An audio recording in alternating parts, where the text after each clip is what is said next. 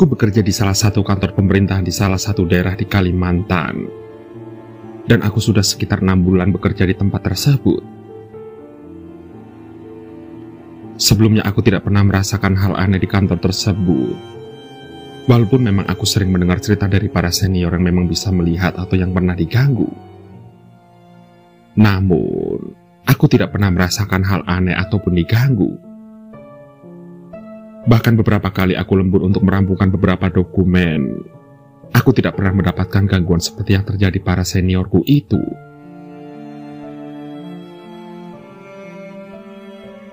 Lah, kami pulang duluan ya.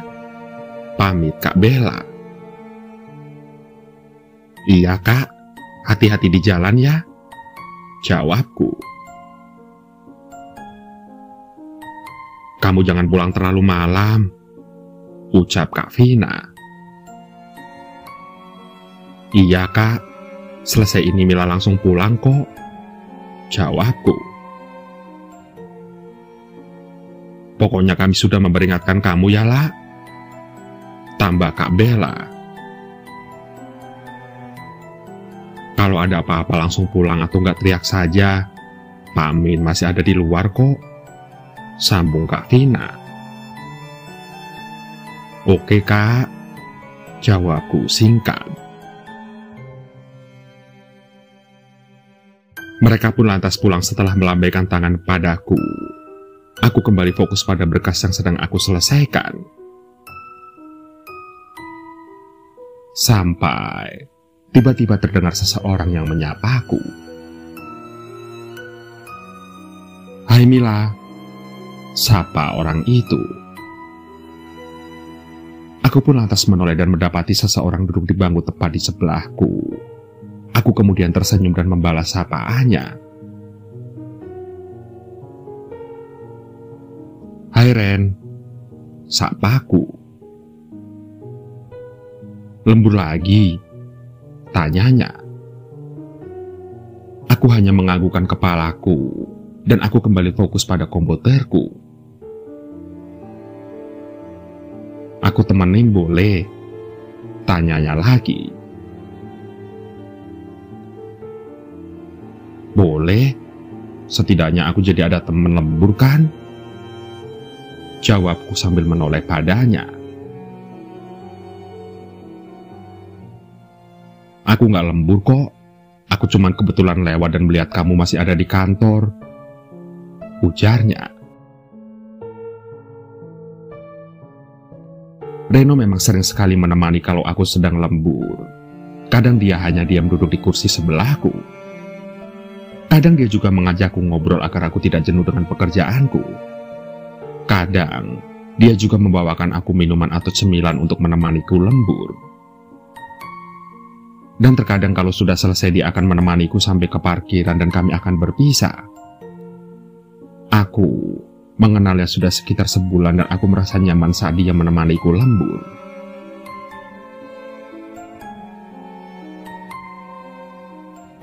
Neng Mila sudah selesai lemburnya? Tanya Pak Min. Sudah Pak, makasih ya Pak, sudah ditunggu sampai selesai, jawabku. Iya Neng, sama-sama, ucap Pak Min. Lantas, aku berpamitan ke Pak Min dan langsung menuju ke motorku. Singkat cerita, esok harinya aku tidak bisa bangun dari tempat tidurku. Badanku terasa berat dan keringat bercucuran. Aku memegang keningku dan suhuku sepertinya naik. Susah payah aku mengambil ponselku dan menghubungi salah satu senior. Aku meminta izin untuk tidak turun kerja karena sedang tidak enak badan. Dan setelah menghubungi salah satu seniorku, aku mencoba kembali untuk tidur.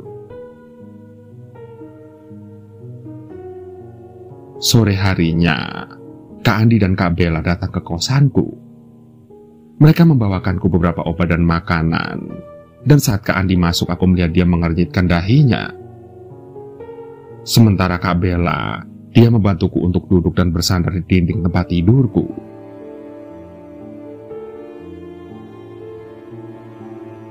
Ada apa Kak Andi?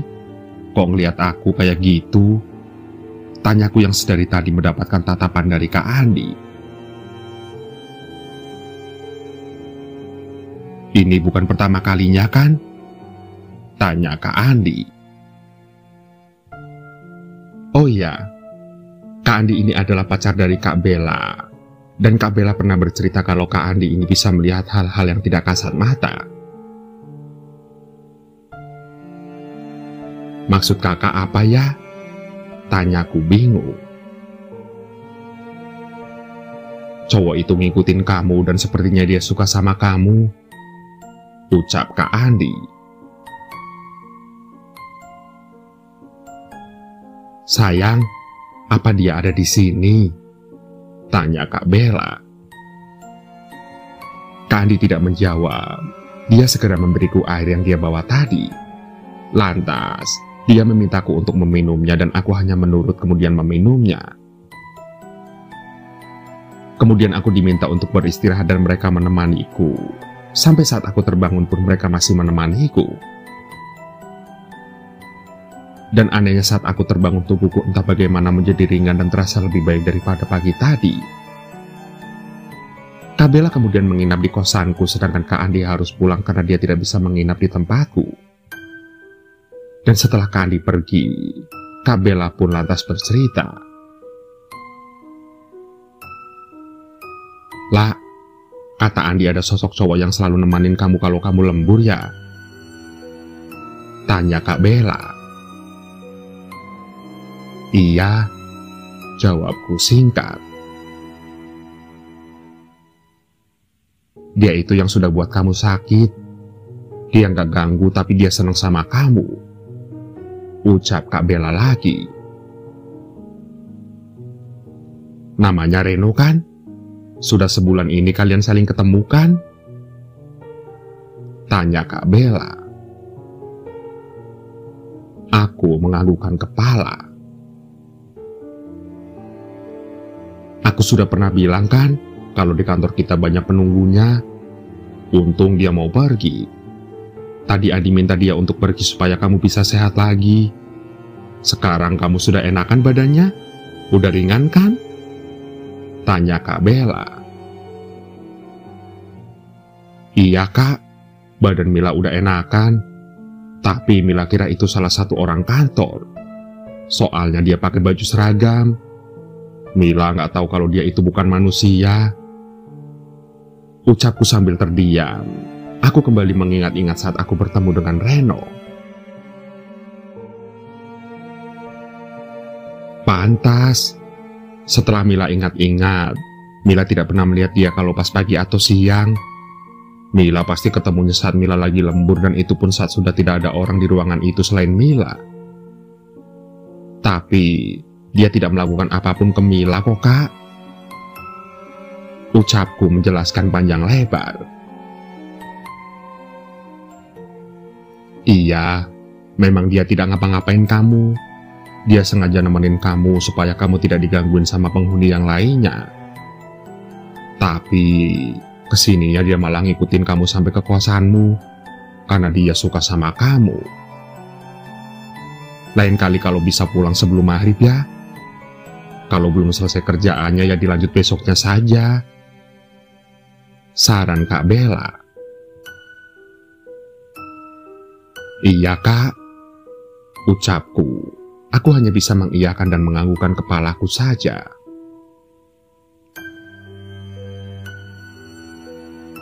Keesokan harinya saat sedang senggang aku berkeliling melihat-lihat setiap ruangan.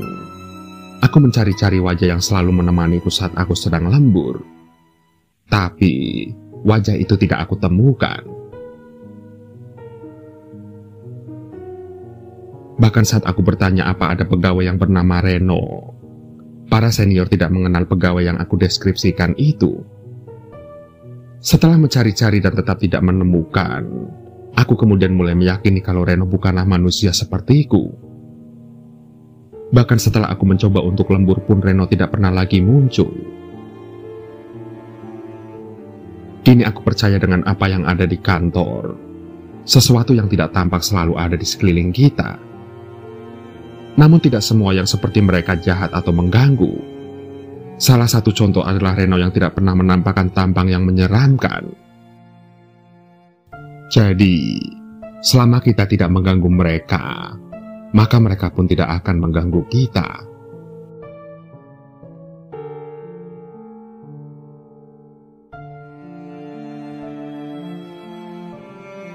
Beberapa hari ini sering terjadi pencurian di komplek perumahan tempat aku tinggal.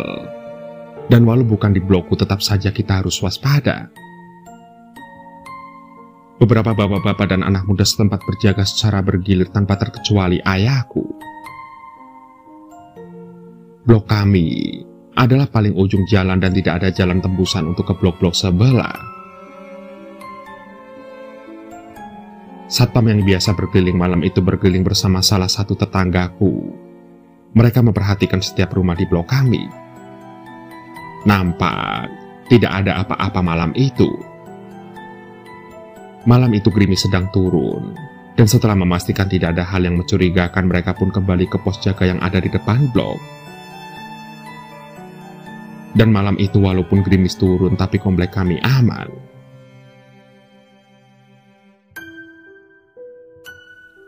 Dua hari berpatroli keliling blok tidak ada hal-hal yang mencurigakan. Sampai salah satu anak muda yang sedang berpatroli di blokku kembali ke pos dengan wajah pucat pasi. Tapi tidak ada yang menyadari hal tersebut. Sementara bapak-bapak yang sudah dari tadi kembali dari patroli asik meminum kopi mereka sambil asik mengobrol. Dan ayahku yang saat itu mendapatkan jadwal patroli juga, kemudian menyadari keanehan anak muda yang barusan kembali tadi. "Ada apa, nak?"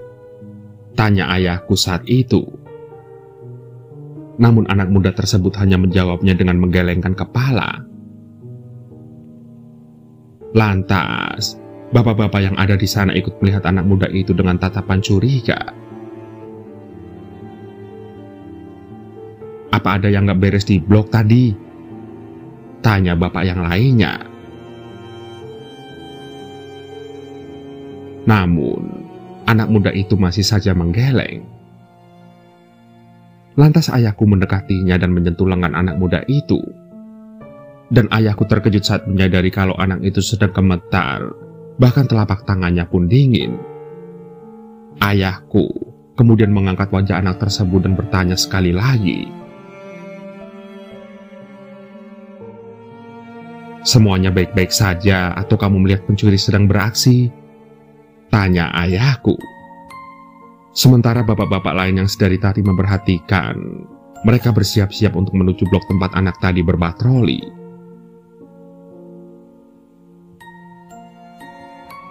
"Bukan," jawab anak itu lirih. "Lalu?" tanya ayahku.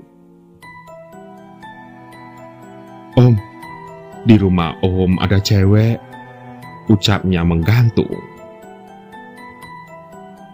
"Maksudnya?" tanya ayahku. "Jangan-jangan malingnya perempuan," ucap salah satu bapak yang sudah siap dengan pemukul bispol yang dia bawa dari rumah. "Bukan itu," jawab si anak tadi. "Apa ceweknya masih muda?" "Kalau masih muda paling itu anak saya. Saya punya satu anak perempuan di rumah," ucap ayahku. Tapi anak muda itu menggeleng. Dia kemudian berkata, "Itu bukan anak Om. Saya tahu anak perempuan Om kok. Itu juga bukan istri Om," jawabnya. "Bagaimana kamu tahu tentang anak dan istri saya? Kamu kan bukan dari blok saya," tanya ayahku. "Saya pernah beberapa kali melihat Om dan keluarga Om jalan.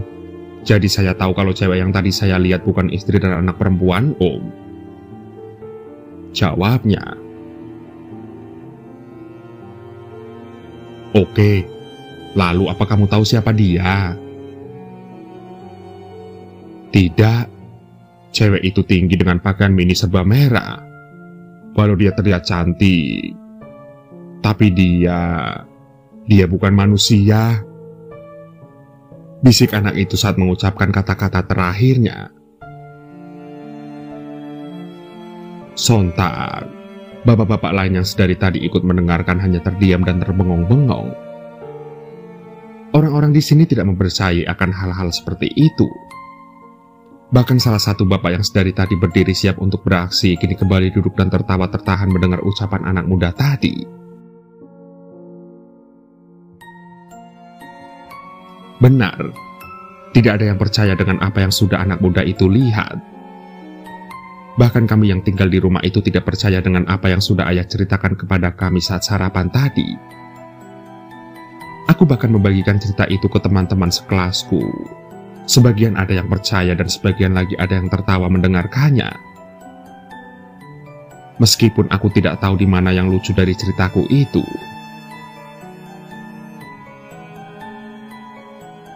Lili, kamu sendiri apa sudah pernah melihat cewek itu? Tanya Eni, salah satu sahabatku. Tidak, aku tidak pernah lihat hal-hal kayak gitu seumur hidupku sampai detik ini, jawabku. Apa kamu percaya dengan cerita ayahmu tadi? Tanyanya lagi. Entahlah, tapi kalau aku lihat sendiri mungkin aku akan percaya, jawabku. Tapi kan, di setiap rumah pasti memang ada yang jagain kayak gitu, ucap Iin sahabatku yang lain yang masih kolot dan percaya dengan hal-hal supranatural seperti itu. Kayaknya aku nggak mau nginep di tempatmu lagi, Deli. Serem, ujarnya.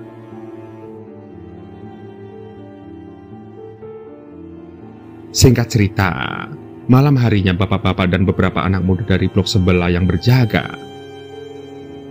Sementara satpam yang biasa berpatroli kini sedang berpatroli di blok kami. Namun belum sampai ke ujung blok, satpam tersebut berlari kembali ke pos jaga dengan nafas tersengal-sengal dan wajah pucat pasi. Ada apa, Pak Su? Tanya bapak yang sedang menjaga pos sambil kebingungan. Di rumah Pak Rido, ujar Pak Su sambil gemetaran. Kenapa? Ada maling? Tanya si bapak. Bukan, ada cewek, jawabnya. Lah, kenapa dengan ceweknya? Tanya si bapak lagi. Itu bukan cewek biasa, Pak. Dia bukan manusia, bisik Pak Su, si satpam yang berpatroli tadi. Ah, jangan bercanda gitu dong Pak Su, kata si bapak. Saya nggak sedang bercanda Pak Adi, saya serius, jawab Pak Su. Ada apa nih? Kok muka bapak-bapak pada pucat? Tanya Pak Faisal yang baru pulang dari berpatroli. Kata Pak Su, di rumah Pak Rido ada cewek yang bukan manusia, ucap Pak Adi dengan suara pelan. Ah, yang benar? Tanya Pak Agus yang kembali bersama dengan Pak Faisal. Beneran Pak? Ucap Pak Su menimpali. Saya dengar kemarin juga anak muda yang lihat, tapi nggak ada yang percaya. Kalian tahu sendiri kan orang-orang di blok itu berpendidikan semua.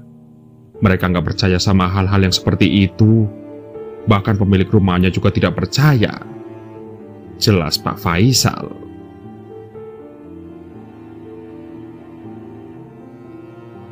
Singkat cerita, nampak beberapa ibu-ibu sedang berkumpul dan menceritakan mengenai kejadian tadi malam. Ibuku yang ikut kumpul hanya mendengarkan apa yang sedang ibu-ibu tersebut bahas. Dan saat ibuku ditanya apakah beliau pernah ditampakkan, ibuku menggeleng. Benar, Kami sekeluarga tidak pernah diperlihatkan dengan hal-hal yang seperti itu. Mungkin itu cewek yang jagain rumah kami kali ya? Ucap ibuku untuk memuaskan hasrat para ibu-ibu yang berkumpul ini. Sepulangnya ke rumah, ibuku berbicara mengenai apa yang orang-orang sedang perbincangkan. Dan ayahku hanya meminta ibuku untuk mengabaikannya saja.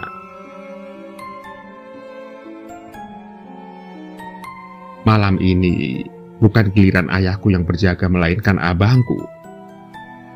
Saat pembagian tempat, abangku meminta agar dia dan Pak RT saja yang berpatroli di blok tempat kami tinggal. Memang abangku tipe orang yang penasaran. Dia ingin lihat sendiri apa kebenaran yang beberapa hari ini orang-orang kisahkan mengenai rumah kami dan perempuan berpakaian mini berwarna merah. Malam itu, hujan turun sangat deras, bahkan anginnya membuat daun-daun bergemerisik. Hujan sama anginnya deres banget malam ini, ucap Pak RT. Iya Pak, padahal tadi cerah-cerah aja langitnya, ucap abangku. Mereka kemudian berjalan menyusuri blok hingga ke ujung blok. Namun mereka belum melihat apapun. Namun saat mereka hendak kembali ke pos, Pak RT sempat berhenti sebentar dan membaca doa, lalu kembali berjalan menyusul abangku yang menunggu tidak jauh dari Pak RT. Kamu lihat tadi nak? Tanya Pak RT saat mereka sampai di pos jaga. Lihat apa Pak? Tanya abangku. Apa yang dibicarakan orang-orang beberapa hari ini benar? Ucap Pak RT. Maksudnya perempuan itu? Tanya abangku. Iya benar. Tolong sampaikan ke ayah dan ibumu untuk mengadakan pengajian dan yasinan hari Jumat nanti ya. Ucap Pak RT. Loh, Pak RT juga lihat? Tanya Pak Faisal yang malam itu ikut berjaga. Iya, tapi insya Allah setelah dibacain doa dia tidak akan menampakkan dirinya lagi. Ucap Pak RT. Tapi tadi saya nggak lihat apa-apa Pak. Tanya abangku. Kamu lihat atau tidak itu bukan masalah besar. Intinya minta izin ke orang tuamu untuk mengadakan pengajian dan yasinan Jumat ini. Lebih cepat lebih baik. Jelas Pak RT. Seperti yang dipinta Pak RT, kami kemudian mengadakan pengajian dan yasinan di siang hari dan malam harinya. Dan beberapa hari berselang setelah pengajian dan yasinan, tidak pernah lagi ada penampakan perempuan dengan pakaian mini berwarna merah lagi di rumah kami. Tidak ada yang tahu siapa, kenapa dan sedang apa perempuan itu di rumah kami, dan kenapa hanya kami pemilik rumah yang sama sekali tidak diperlihatkan sosoknya.